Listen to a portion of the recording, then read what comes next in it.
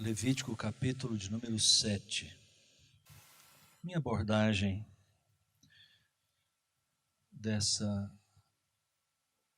última exposição deste bloco que encerramos hoje, esse primeiro bloco do livro de Levítico, começa no capítulo 6, verso 8 e vai até o capítulo 7, verso 38. É um texto longo, mas é interessante que,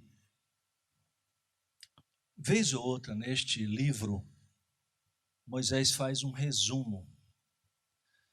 E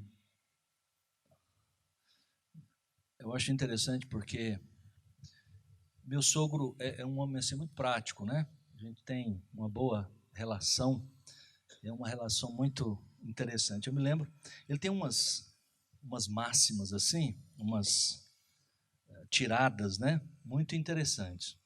E quando então, eu comecei o ministério, e aí ele acompanhava e perguntava algumas coisas, e sempre ele vinha assim do tipo, perguntava sobre um assunto, e aí eu botava na mão dele um livro para ele ler, né? Claro que ele não lia, mostrava, esquecia lá, alguma coisa ele lia, mas aí ele passou assim, escuta, mas você não tem um resumozinho assim para me passar, não? Doutrina da eleição. E aí eu botava um livro na mão dele, mas um resumozinho. Você sabe que ele está certo, né? De vez em quando você tem alguns resumos na Bíblia. E aqui a gente tem um resumo. Eu penso, não teria nenhum problema em lermos do capítulo 6, verso 8, até o capítulo 7, verso 38. Mas eu vou poupar esse tempo, porque a gente pode gastá-lo de maneira, eu creio que mais produtiva. Depois nós vamos ler alguns pedaços de todo esse texto, mas o resumo está aí no verso 37 e no verso de número 38. Vamos ler juntos? Vamos lá? Esta é a lei dos holocaustos, da oferta de manjares, da oferta pelo pecado.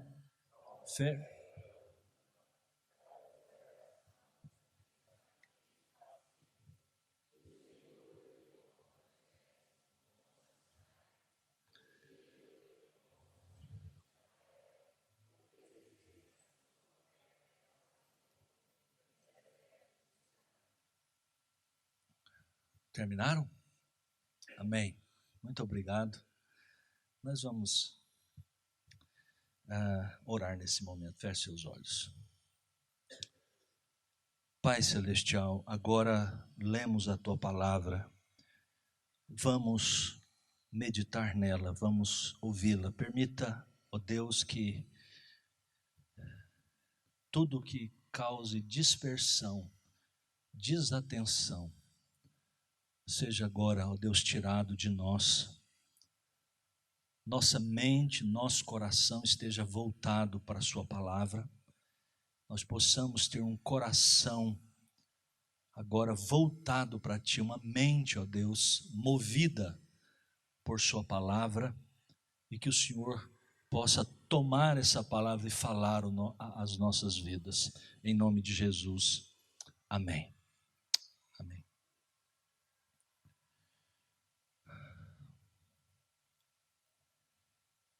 O papel dos sacerdotes era fundamental na vida de Israel. Eles eram os mediadores de tudo que é sagrado. Eles estavam, por assim dizer, na zona de perigo, uma zona de perigo espiritual. Pensem bem,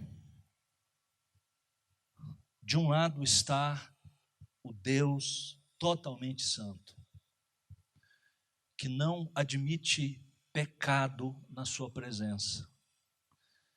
Do outro lado está o homem pecador, os homens pecadores, totalmente, numa linguagem da teologia, depravados, ou seja, toda a sua constituição, todo o seu ser está contaminado pelo pecado. E no meio entre Deus e os homens estão os sacerdotes e mais particularmente o sumo sacerdote. É um lugar perigoso, porque como temos visto, nessa instituição das práticas religiosas, dos lugares, dos objetos sagrados, tudo deveria ser feito meticulosamente, tudo muito bem ordenado.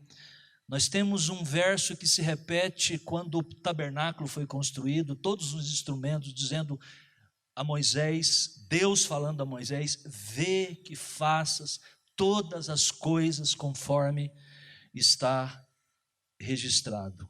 Tudo deveria ser feito.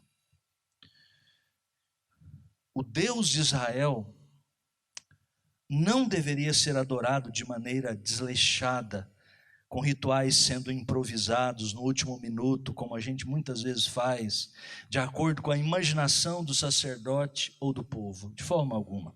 A santidade de Deus tornou essencial que os israelitas se aproximassem dele com cautela, reverência e humildade.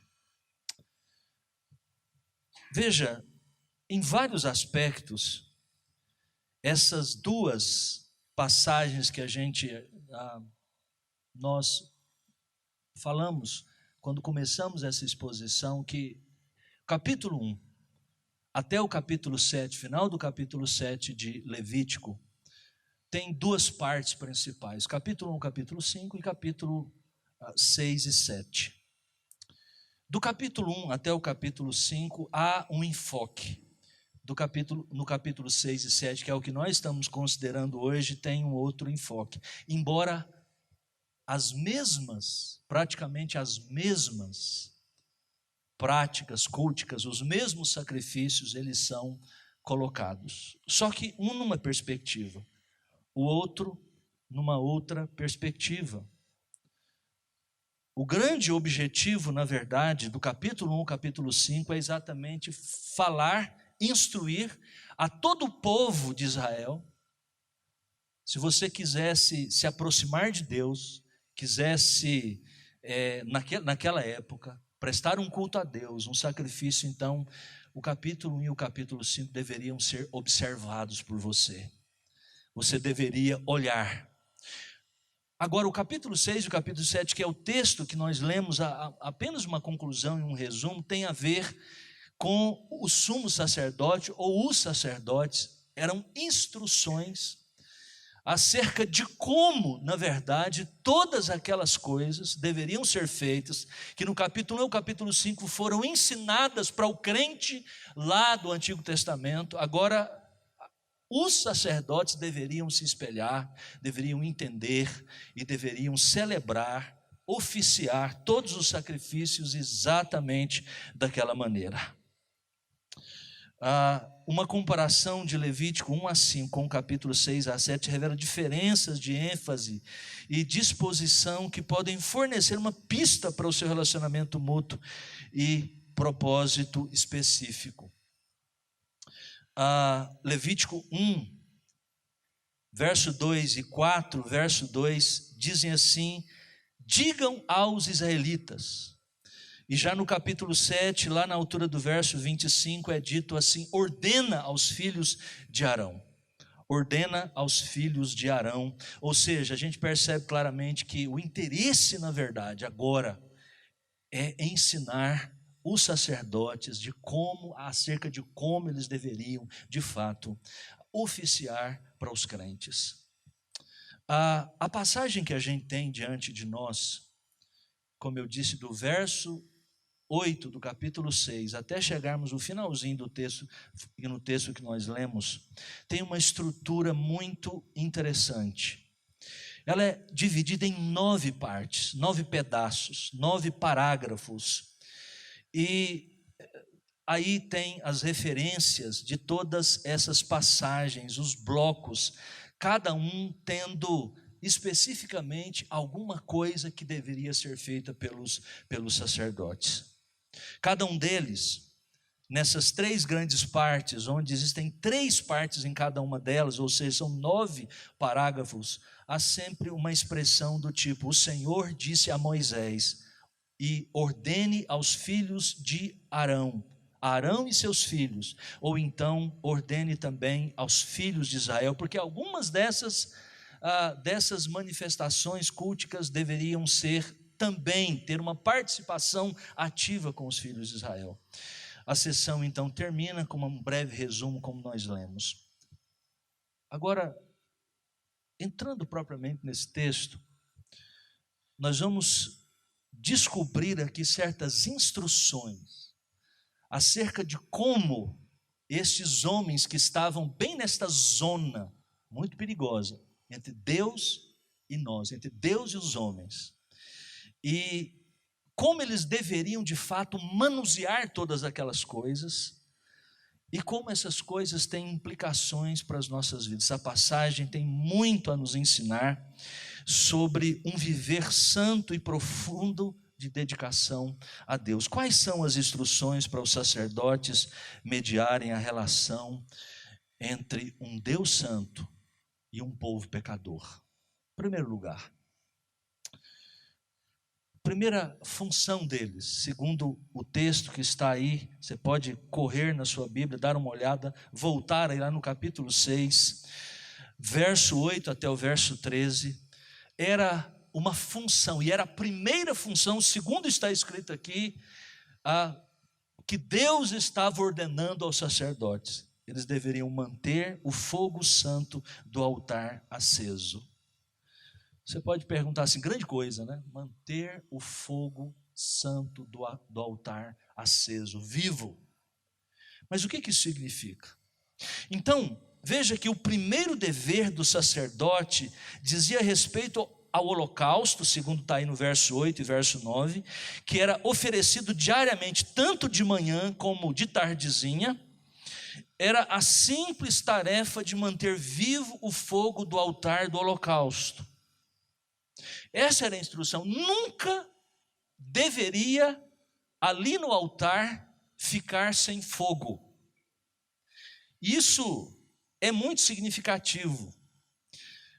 Essa oferta, ela tinha basicamente alguns propósitos, porque ela simbolizava algumas coisas muito importantes. E olhando todo o contexto do Pentateuco, especialmente nessas partes que tratam dos sacrifícios ou da manifestação de Deus, nós vemos algumas coisas que estão relacionadas ao fato de que o fogo do altar deveria ser mantido continuamente pelos sacerdotes, e essa era uma função a respeito da qual eles deveriam cuidar e não deixar em hipótese alguma que o fogo se apagasse.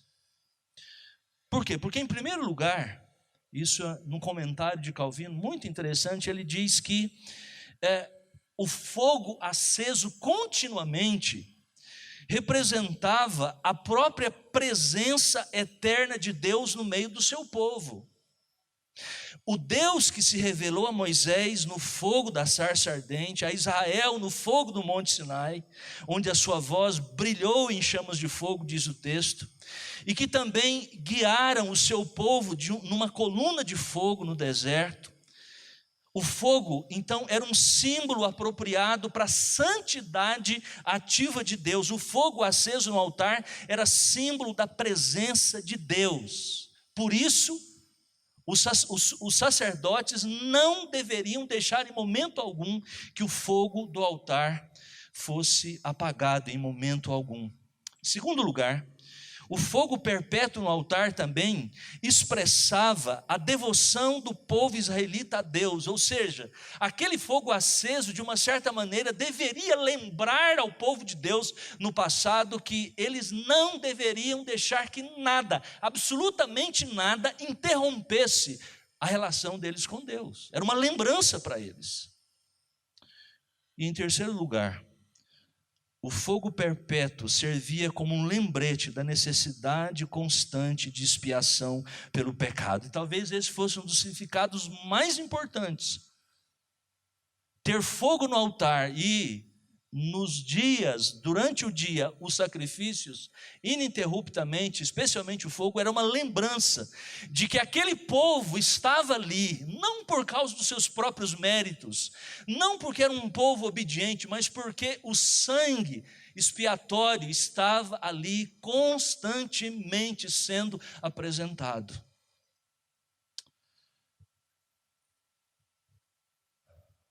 Qual a aplicação disso para nós? Os sacerdotes deveriam fazer tudo isso, não como quisessem, mas como ele, o próprio Deus, instruiu. Isso significava que eles deveriam executar o dever regularmente, não periodicamente, ou quando eles sentissem o desejo, né? Como a gente muitas vezes faz as coisas de Deus assim: ah, pastor, eu não senti desejo no coração, eu não senti desejo de cantar, eu estava meio... Então, eu não senti desejo de ofertar, então não ofertei, então vi nessa... O nosso cristianismo muitas vezes tem se definido como um sentimento, um desejo. Se eu desejo, eu faço. Se eu não desejo, eu não faço. Em absoluto. A religião verdadeira, essa revelada na Escritura Sagrada, que fala de fato como nós devemos relacionar com Deus e como Deus estipula detalhadamente a forma como nós devemos relacionar com Ele, é uma religião onde Deus de fato estabelece aquilo que deve ser feito. Não depende dos nossos sentimentos. A disciplina diária e os sacerdotes, exatamente essa prática nos ensina isso, produz a virtude de uma espiritualidade que procura estar constantemente em contato com Deus. Era isso que os disciplinava, essas práticas, muitas vezes, que você se cansa de ler e vai repetindo, era para tornar isso muito claro para eles, de que era importante praticar, obedecer e fazer aquilo que era estabelecido. E é muito interessante porque nós vivemos um tipo de religião nos nossos dias que C.S. Lewis, naquele livrinho, As Cartas do Coisa Ruim, né? São cartas, ele inventa, né? Ele cria 28 cartas de um diabo velho, diabo graduado, ensinando um diabinho mais novo acerca da arte da tentação. E numa dessas cartas é muito interessante, o diabão cutucando o diabinho, dizendo: olha, o cara tinha se convertido, então tinha um crente para o diabinho atazanar, né? Ficar tentando o tempo todo. Aí ele diz: olha, provoque o seu paciente. O paciente é o crente, para que ele tenha horror, pavor desta religião da mesma coisa de sempre. Tem horror à mesma coisa de sempre. Injete nele, põe na mente dele, no coração dele, que ele precisa de uma coisa nova, de uma novidade litúrgica, de qualquer tipo de coisa para alimentá-lo. Ponha o pavor nas pessoas da mesma coisa, de ser, não é tudo a mesma coisa, sempre a mesma coisa. A gente vai para a igreja, tem alguém pregando, tem alguém cantando os mesmos hinos que há 250 anos cantamos, como esses hinos que alguns deles, uns são novinhos, só tem uns 30, mas alguns outros têm 250, 300 anos, e aí nós estamos cantando isso e aquilo, mas é isso mesmo, é isso que Deus ensinou ao povo de Israel no Egito, é a mesma palavra, é a mesma lei, são os mesmos mandamentos, é a mesma espiritualidade. Essa ânsia por novidade, por ter uma coisa nova a cada culto, a cada momento, a cada dia, é absurda. E leva a um estresse espiritual, emocional dos mais terríveis. Um comentarista desse texto, Gordon Verr, um dos melhores comentários do livro de Levítico, ele diz: atos de adoração regulares, não ocasionais, fundamentam a vida em Deus. A observância dos ritos de fé que são disciplinados, não aleatórios ou esporádicos, mantém a pessoa em sintonia com as verdades que podem ser negligenciadas. Muito importante, fundamental, as nossas disciplinas. Segundo lugar, que foi instruído aqui esses sacerdotes? Versos 14 até verso de número 23, a oferecer as ofertas de cereais como aroma agradável ao Senhor. Esta sessão, verso 14 a 23, lá do capítulo 6, corra os seus olhos lá. Essa sessão diz respeito às ofertas de grãos, às ofertas de cereais. E trata primeiro das ofertas regulares apresentadas por qualquer israelita, do verso 14 ao verso 18, e depois das próprias oferendas que os sacerdotes, daquilo que eles recebiam, eles deveriam então entregar, especialmente no momento da ordenação deles como sacerdote. Deus, graciosamente, permite que os sacerdotes comam uma porção da oferta, diz o texto, mas as ofertas que eles mesmos traziam não deveriam comer. Deus reservou inteiramente para si. E ainda mais, o verso 22 faz referência às ofertas queimadas. Deus toma essas ofertas. É como se fosse uma espécie de representação de uma comunhão tão profunda com Deus, uma espécie de jantar, uma espécie de refeição com o próprio Deus. Lá diz que Deus tem prazer nisso. A oferta cozida ou assada, também nesse texto, expressa exatamente as ações de graças. As ações de graças que o adorador expressa a Deus através daquele ritual, pelo suprimento das necessidades materiais da pessoa. Isso nos lembra exatamente aquilo que o Senhor Jesus nos ensina na oração do Pai Nosso. O pão nosso de cada dia nos dai hoje. Nós devemos ser muito gratos a Deus, porque as nossas necessidades, ou são as nossas necessidades supridas dia após dia. Isso é uma bondade, isso é uma manifestação da bondade do nosso Deus.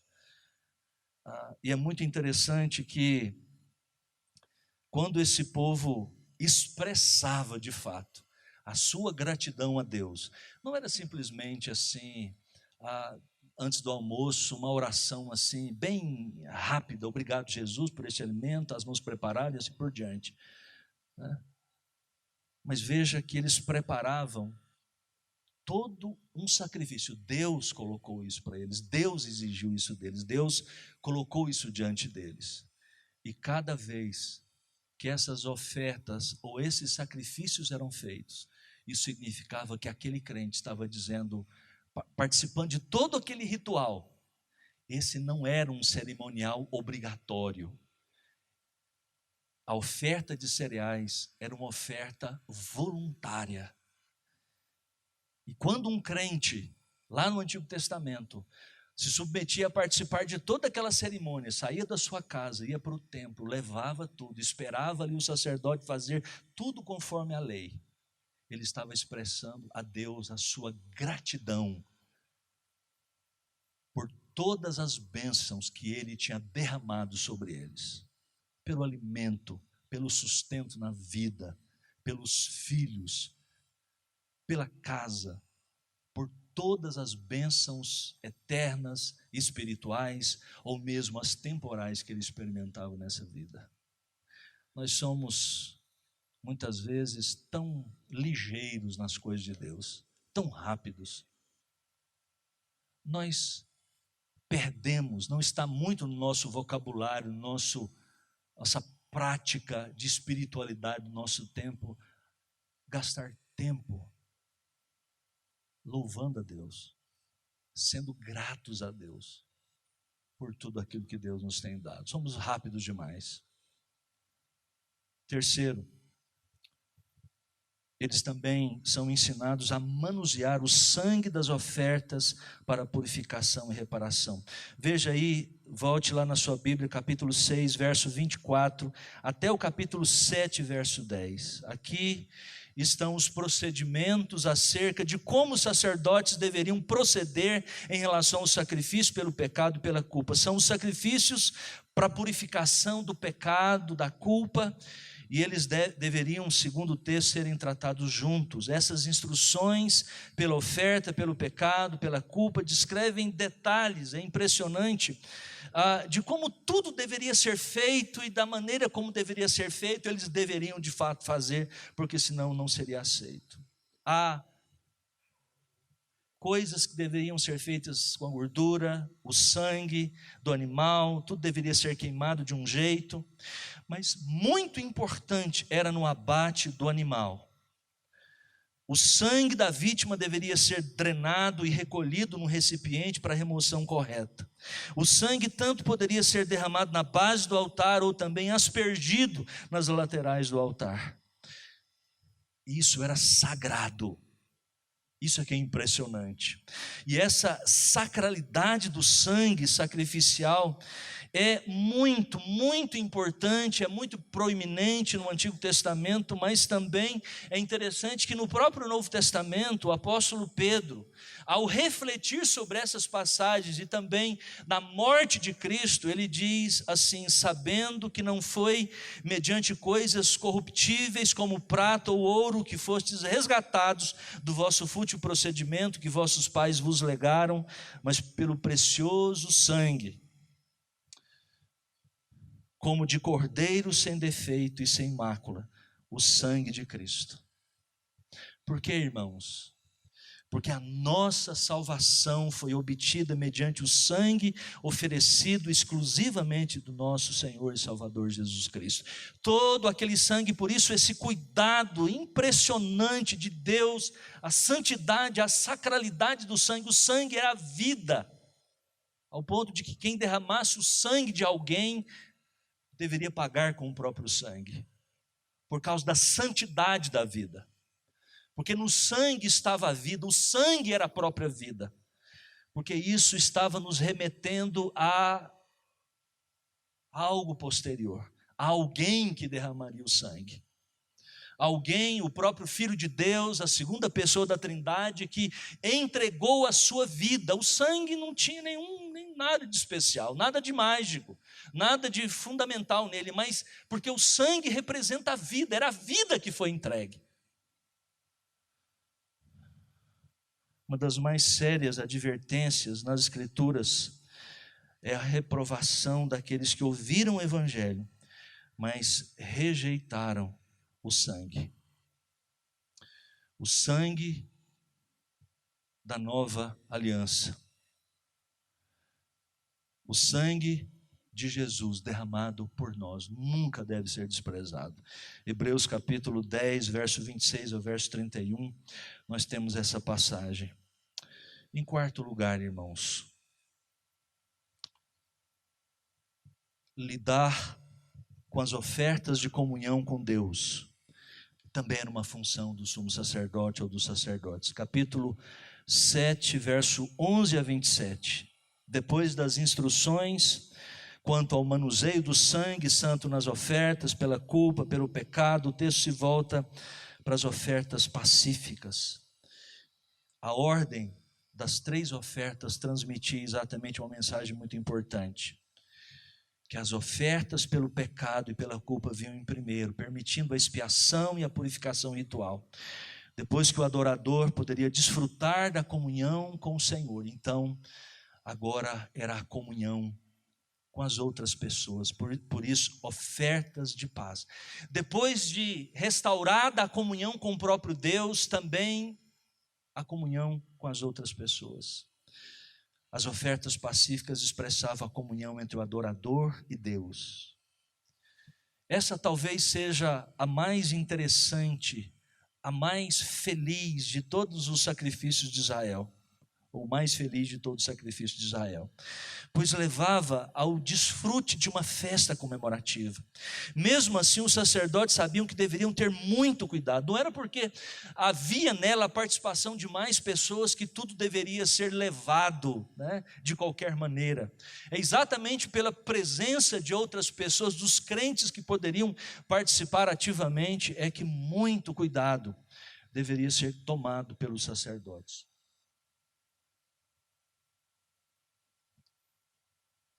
As ofertas pacíficas ou as ofertas de comunhão, elas expressam aqui no texto, a partir do versículo 12 do capítulo 7, algumas categorias. A primeira delas, você tem do verso 12 ao verso 15, as ofertas de ações de graças.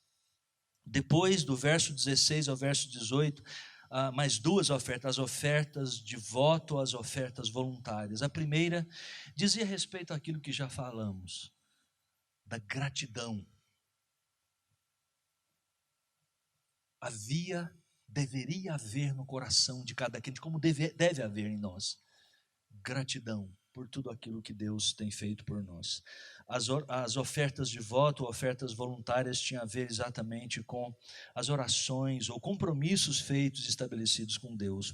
Talvez nós pudéssemos pensar, aplicar isso à nossa vida, aos compromissos que muitas vezes nós fazemos diante da ceia do Senhor, ou muitas vezes nós também prometemos a Deus tantas coisas quando cantamos e nós jamais cumprimos. Devemos tomar cuidado com isso. Em quinto lugar, a outra instrução que é dada aos sacerdotes é que eles deveriam receber o sustento para dedicar ao ministério. Isso é interessante porque desde o início, desde o começo, se você olhar esse texto lá do capítulo 7, verso 8, capítulo 6, do verso 8 até agora, tem uma nota que perpassa todos esses capítulos, que é a seguinte: que o sumo sacerdote, ou mesmo os sacerdotes que fariam aqueles sacrifícios, parte dessas ofertas, deveriam vir para o sustento dele. Ele deveria comer. E comer ali, obviamente, não significava comer ali na hora tudo aquilo. Pensou? Vinha 50, 100 ofertantes por dia. 100 crentes lá no Antigo Testamento trazendo a metade de um bezerro. Na verdade, o texto diz até as partes que deveriam ser dadas aos sumos sacerdotes. Aquilo tinha a ver com o sustento dos sacerdotes. Mas agora, no verso 28 até o verso 38, uma expressão é usada aqui, o termo porção, é a primeira vez que é usada, e é aqui somente em todo o Antigo Testamento. Às vezes palavras são usadas no mesmo sentido, mas essa palavra, particularmente na língua hebraica, tem a ver exatamente com aquilo que deveria ser pago para aqueles, o sustento que deveria ser dado pelo povo de Deus para os seus ministros, para as pessoas que estavam ali vivendo para o ministério. Os sacerdotes, meus irmãos, não tinham outra fonte de renda, não tinham como sobreviver, se não fosse através daquilo que os crentes do Antigo Testamento doavam, traziam. Lembre-se que a tribo de Levi, lembra lá quando foram repartidas as terras na Palestina? A tribo de Levi não recebeu herança. Por quê? O Senhor era a sua herança, era a sua porção. Qual era a grande lição? Aqueles homens, suas famílias deveriam viver para serem sacerdotes, cuidar das coisas referentes a Deus, se colocar nessa zona muito perigosa, serem sacerdotes, serem representantes das pessoas diante de Deus, levarem até Deus as suas orações, os seus sacrifícios, os seus desejos, aquilo que eles queriam diante do Senhor. Eles não, por isso, a ideia é que eles não tinham um salário, eles não eram assalariados pelos príncipes de Israel. Mas como aquelas ofertas trazidas eram colocadas no altar de Deus, aquilo pertencia a Deus. O sumo sacerdote e os sacerdotes não eram empregados de ninguém, eles serviam ao Senhor. E por isso, por causa disso mesmo, porque não recebiam de ninguém, mas do Senhor, eles tinham autoridade para que quando precisasse confrontar alguém, ensinando a lei de Deus, porque essa também era a responsabilidade dele entre as tribos. Por isso que eles foram espalhados entre as tribos, tinham cidades que eram povoadas por levitas, para que eles pudessem ensinar a lei de Deus ao povo. É interessante que numa passagem, lá no Novo Testamento, em 1 Coríntios capítulo 9, o apóstolo Paulo baseou-se no modelo do apoio dos sacerdotes no tabernáculo e no templo. Ele argumentou assim: o Senhor ordenou que aqueles que pregam o evangelho, que vivam do evangelho. Em sua correspondência posterior, ele reforçou inclusive isso, baseando em Deuteronômio 25, verso 4. Ele comentou aos anciãos da cidade de Éfeso, escreveu isso a Timóteo, ele era pastor em Éfeso: são dignos de dobrados honorários, especialmente aqueles cujo trabalho é pregar e ensinar a palavra de Deus. A lição, meus irmãos, é muito clara. Deus, desde os primeiros escritos de Moisés até as cartas finais de Paulo, nós lemos a preocupação de Deus, que seus servos recebam apoio adequado para as suas necessidades. Uma preocupação que nem sempre encontrou uma resposta pronta entre o seu povo. É impressionante como nos piores momentos da história do povo de Deus de Israel, quando o povo abandonava Deus, era porque os sacerdotes, os levitas não estavam fazendo o trabalho. E por que eles não estavam fazendo o trabalho? Porque o povo parou de ofertar, de dizimar, então eles tiveram que ir para os campos trabalhar para sustentar as suas famílias. Isso é uma grande lição para nós. A Bíblia diz que aqueles que pregam o evangelho, vivam do evangelho. Eles devem receber, segundo a Escritura, o suficiente para suprir isso é bíblico, irmãos. Eles não devem temer a ninguém, nem se constrangerem absolutamente em colocar o dedo nas feridas das pessoas, porque um pastor hoje, alguém que prega a palavra de Deus, não recebe salário de igreja, não recebe salário de pessoas, porque ofertas e dízimos são coisas que Deus recolhe para si, e elas pertencem a Deus, eles recebem de Deus, como no Antigo Testamento, assim é no Novo Testamento.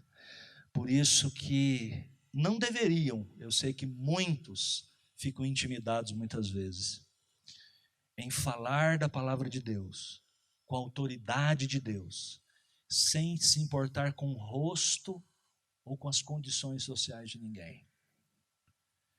E devem também, segundo a palavra de Deus, receber aquilo que é necessário para eles. Deus nunca prometeu luxo, coisas pomposas aos seus sacerdotes, ou no Novo Testamento, aqueles que ministram o evangelho.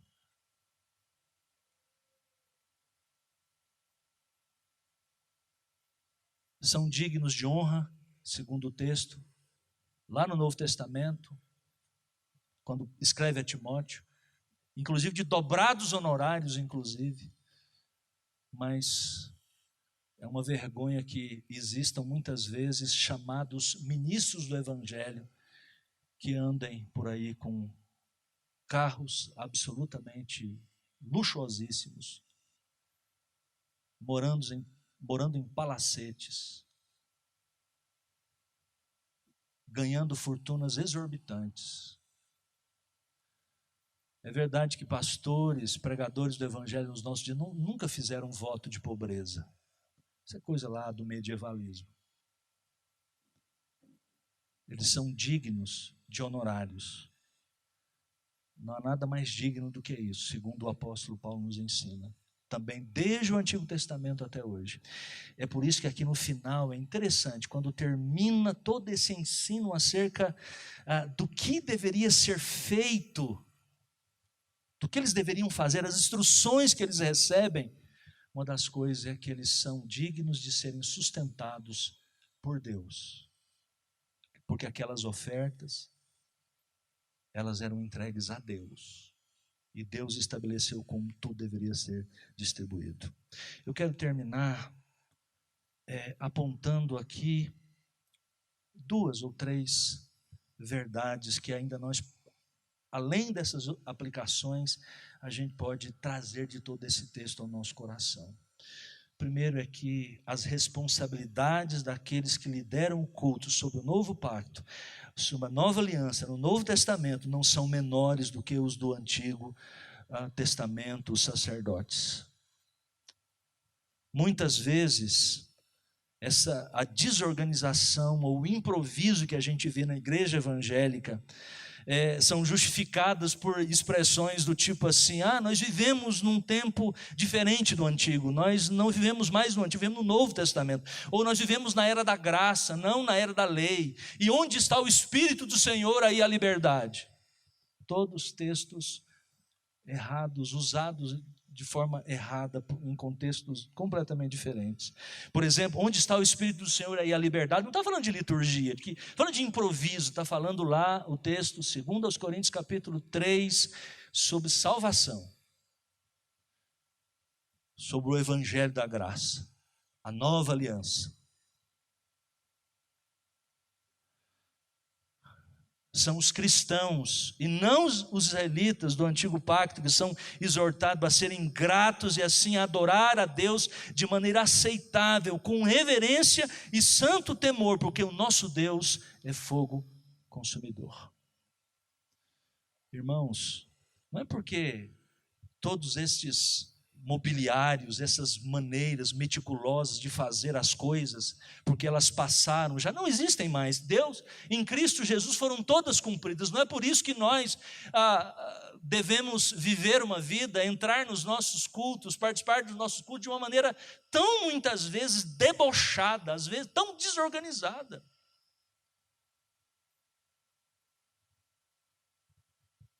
Muitas vezes há um desprezo.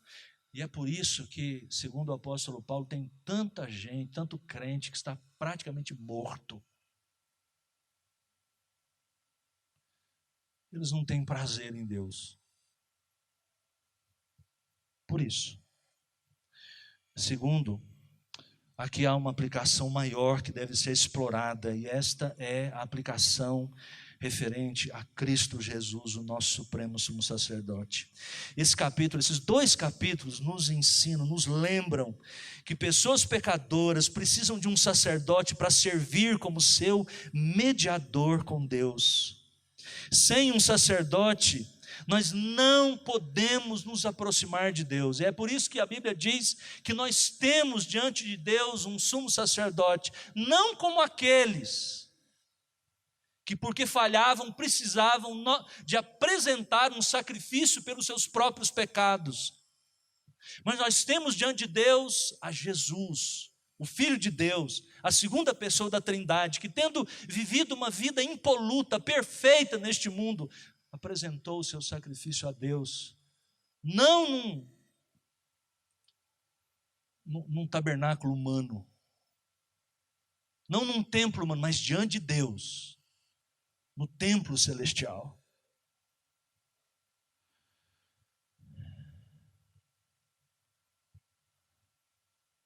Nós devemos nos apropriar dele todos os dias pela fé. Outra verdade que nós temos, que esse texto nos lembra, é que, segundo o Novo Testamento, agora todos nós somos sacerdotes. Nós somos um reino de sacerdotes, somos uma raça eleita, um sacerdócio real. um povo de propriedade exclusiva de Deus, a fim de proclamardes as virtudes daquele que vos chamou nas trevas para a sua maravilhosa luz. Nós somos um povo. Cada um pode se aproximar diante de Deus, não precisa da oração intercessória de um sacerdote, um pastor. A oração minha, do pastor Pedro ou de um presbítero não é melhor do que a sua. Não adianta nos procurar para tentar alguma coisa dessa natureza, isso não adianta. A minha oração não é melhor do que a sua. Todas as nossas orações, segundo a Escritura, são fracas. Por isso nós precisamos de Cristo Jesus. Ele sim apresentou um sacrifício por nós. Ele é o nosso sumo sacerdote. Nós podemos nos aproximar dele a qualquer momento, podemos recorrer a ele, você e eu, a qualquer momento, em qualquer lugar. Nós dependemos dele, é assim que nós vamos ser sustentados. Feche seus olhos, vamos orar.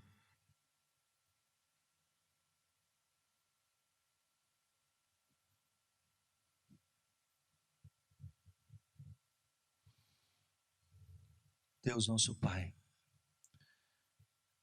nós queremos nessa hora bendizer o teu nome, agradecer-te porque Cristo Jesus é o verdadeiro sumo sacerdote, o grande mediador, que tendo feito a obra expiatória, redentiva por nós, tendo aplicado pelo Espírito Santo em nossos corações, está agora à direita de Deus o Pai, vivendo para interceder por nós. É por causa dele, é no nome dele, é na obra dele que nós confiamos. Fortalece-nos, Senhor, torna-nos verdadeiros sacerdotes neste mundo, para trazer os teus eleitos a fé em Jesus Cristo, para sermos para este mundo, proclamarmos as virtudes daquele que nos chamou das trevas para a sua maravilhosa luz. Abençoa o teu povo, Senhor, abençoa o teu povo nessa hora, para que eles compreendam essas verdades, e elas sejam, ó Deus, aplicadas dia após dia, nessa semana, em nome de Jesus, amém.